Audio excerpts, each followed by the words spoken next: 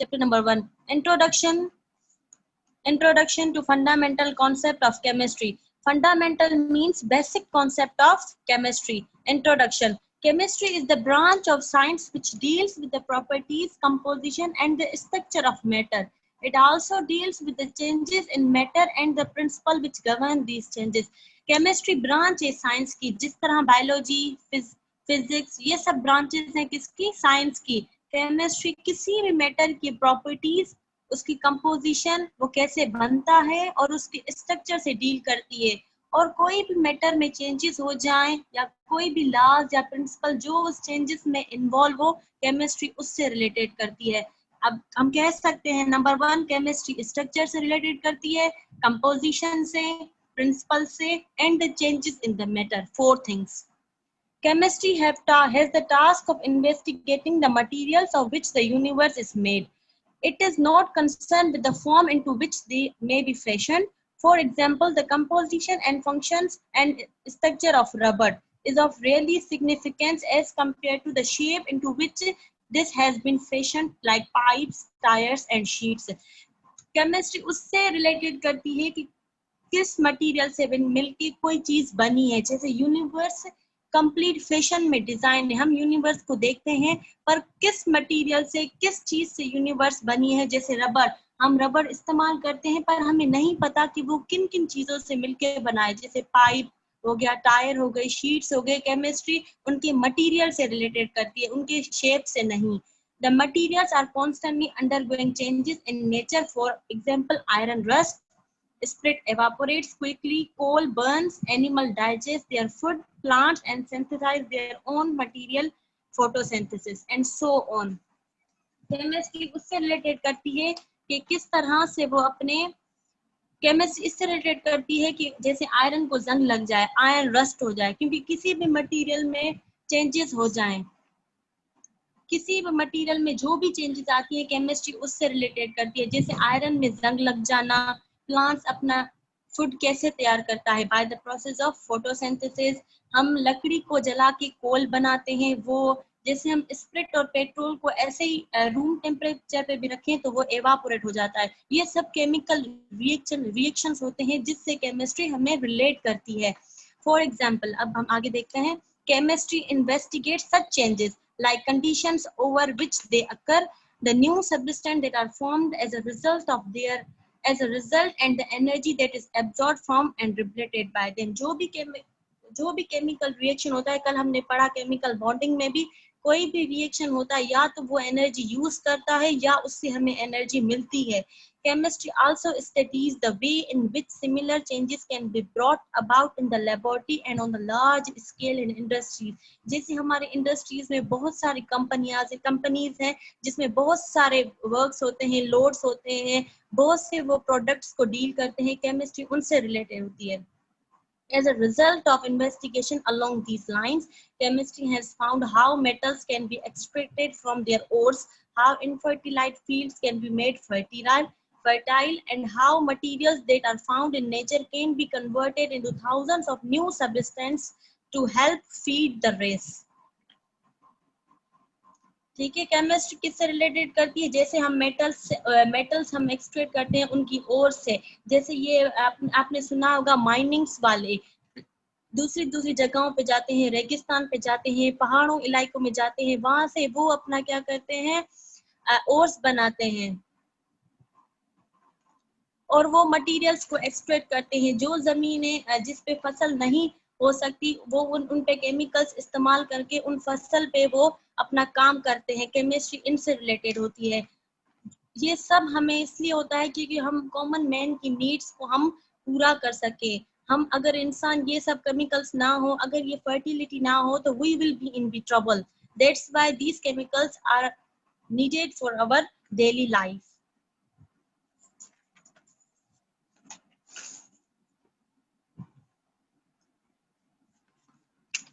Significant numbers. The student in carrying out addition, subtraction, multiplication and division are confronted with the problems of the number of digits to retain in an answer, especially in the last figure in the number when measured on scale is usually an estimated one. Significant numbers में क्या होता है? जब भी कोई भी student addition करता है, सब्ट्रैक्शन करता है, या मल्टीप्लिकेशन या डिवीजन, उसमें क्या होता है, जो लास्ट वाला जो नंबर होता है वो हमेशा अनसर्टेन होता है, या तो हम उसको ऐड करें या ना करें।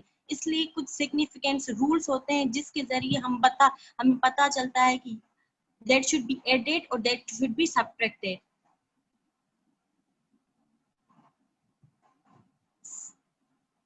अगर आपकी वॉइस स्टक है तो नेटवर्क का इशू हो सकता है।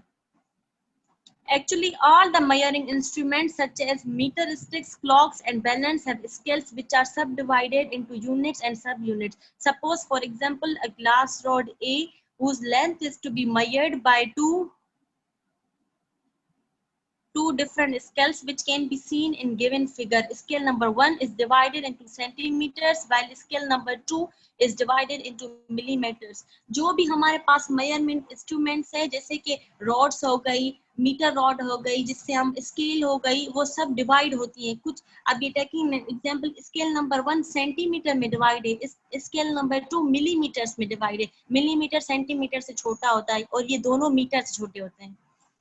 अब देखें, इन स्केल नंबर 1 इन्होंने एक रॉड को मेजर किया हुआ है। अब स्केल नंबर 1 में the length of the glass rod A is 3.6 centimetre, the length of the A of the glass of the scale 2 however is 3.62 centimetre. अगर हम एक ही रॉड जिसको इन्होंने लेबल किया है ए रॉड, अगर हम इसको स्केल नंबर 1 से मेजर करेंगे तो इसकी जो लेंथ हो रही है वो हो रही है 3.6 सेंटीमीटर, और अगर हम इसको मिलीमीटर से मेजर करेंगे तो इसकी जो लेंथ हो रही है 3.62 मिलीमीटर हो रही है।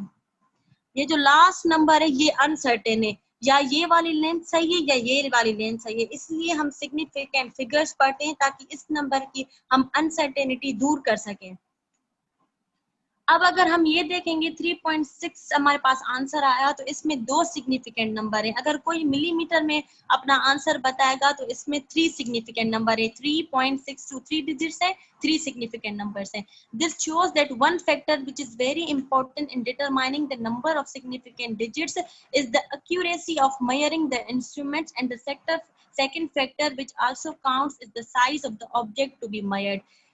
ये अब हम इम्पोर्टेंट ही हमारे पास फैक्टर आ गया, क्योंकि हमें एक्यूरेसी चाहिए, किसी भी काम में एक्यूरेसी होना लाजमी है, हमें एक्यूरेसी चाहिए, और सेकंड हमें उसकी साइज भी मेजर करनी होगी। अब हम एग्जांपल ले रहे हैं। एग्जांपल है, an iron ball has mass of 68.35 gram and the smaller one has mass of 7.55 gram.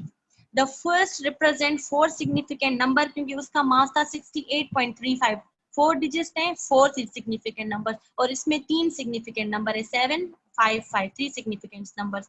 Zero has its own importance in express a number. Sometimes it is significant and sometimes it is non-significant. अगर इस जगह पे zero होता तो वो किसी जगह पे किसी रूल में सिग्निफिकेंट होता है, किसी रूल में सिग्निफिकेंट नहीं होता। अब rules for determining significant figures below are giving the rules that will help students to determine the number of significant number. इनको याद कर ले, अच्छे से रट ले, इनमें से एमसीक्यू जरूर आएगा। हमारे टाइम में भी आया था, हमारे टाइम में 2 एमसीक्यूज आए थे, इसलिए आप ये 5 रूल्स हैं, इनको रट ले। Non-zero digits are all significant. For example, 363 has 3 significant and 0.62 has only 2 significance. जो भी नॉन जीरो डिजिट्स हैं, किसी भी नंबर में जीरो नहीं है, वो सब सिग्निफिकेंट नंबर हैं। अगर हम एग्जांपल ले 400 का, और हम एग्जांपल ले रहे हैं 365 का, इसमें 3 सिग्निफिकेंट नंबर है। 365 ऑल आर सिग्निफिकेंट, क्योंकि इसमें कोई भी जीरो नहीं है। अगर हम 400 का एग्जांपल लेंगे तो it has only 1 significant number, क्योंकि ये जीरो आ गए। या आपको रूल समझ आ गया? All non-zero numbers are all significant. Rule number 2. Zero between non-zero digits are significant. For example, 5004 has 4 significant figures. Likewise, 20.4 has only 3 significant numbers. अब दूसरा rule क्या है कि जीरो बिटवीन नॉन जीरो, अगर जीरो कोई ऐसे नंबर के बीच में है जो कि जीरो नहीं है तो वो सिग्निफिकेंट नंबर काउंट हो जाएगा। फॉर एग्जांपल इसमें है कि 5004, अब ये 2 जीरो हैं, लेकिन इसके जो कॉर्नर्स में है वो नॉन जीरो नंबर्स हैं, इसलिए ये चारों सिग्निफिकेंट नंबर हो गए। और ये दूसरा एग्जांपल ले लेते हैं, अगर ये 404 कहें तो इसमें भी 3 सिग्निफिकेंट नंबर है, क्योंकि जीरो जो है उनको लोकेट कर रहे हैं नॉन जीरो नंबर्स, इसलिए ये तीनों सिग्निफिकेंट नंबर्स है। भले इनके बीच में पॉइंट आ जाए, 40.4 हो या 4.01 हो, ये सब सिग्निफिकेंट है। Zero locating the decimal point is number less than 1 are not significant. अगर जो भी जीरो डेसिमल पॉइंट को लोकेट कर रहा है और वो नंबर लेस देन 1 होगा तो वो सिग्निफिकेंट नहीं होगा। For example 0.00062 has 2 significant numbers क्योंकि ये लेस देन 1 है, and 0.001 has only 1 significant number. अगर कितने भी जीरो आ जाए, 0.0092 आ जाए, तो ये तीनों नॉन सिग्निफिकेंट, 92 खाली सिग्निफिकेंट होगा क्योंकि ये लेस देन 1 है। अगर इसकी जगह पे ऐसा होता 1.02, क्योंकि ये 1 ग्रेटर देन 1 है, 1.01 हो या 1.02 हो, पर ग्रेटर 1 हुआ ना, इसलिए ये तीनों सिग्निफिकेंट नंबर होंगे। अब rule number 4, final zeros to the right of the decimal point. इस डेसिमल पॉइंट के राइट साइड, ये डेसिमल पॉइंट है उसके राइट साइड लो, for example right side are significant. For example 2.000 has 4 significant and 506.40 has 5 significant number. कोई भी decimal point के जो राइट साइड पे जो भी नंबर्स होंगे वो सब सिग्निफिकेंट नंबर होंगे। इसी एग्जांपल को अगर हम ले लें 1.00004 हो तो इसमें 5 सिग्निफिकेंट नंबर हो जाएंगे। कोई भी नंबर डेसिमल के राइट साइड पे होगा वो सब, अगर वो जीरो ही भली हो तो वो सब सिग्निफिकेंट नंबर्स होंगे। Number 5 rule, zero that locate the decimal point in the number are larger then